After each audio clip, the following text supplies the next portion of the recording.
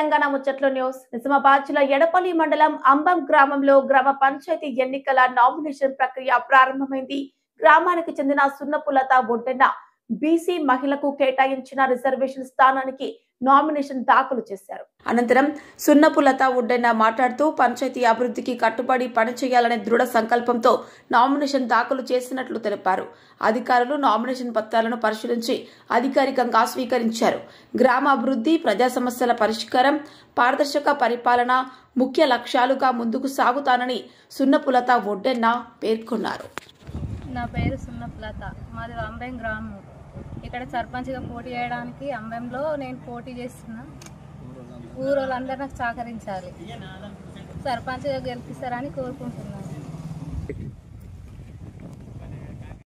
నా పేరు సున్నపులత, మాది అంబెం గ్రామం. ఇక్కడ సర్పంచ్గా పోటీ చేయడానికి అంబెంలో నేను పోటీ చేస్తున్నా. ఊరోళ్ళందరూ నాకు సహకరించాలి, సర్పంచ్గా గెలిపిస్తారని కోరుకుంటున్నాను.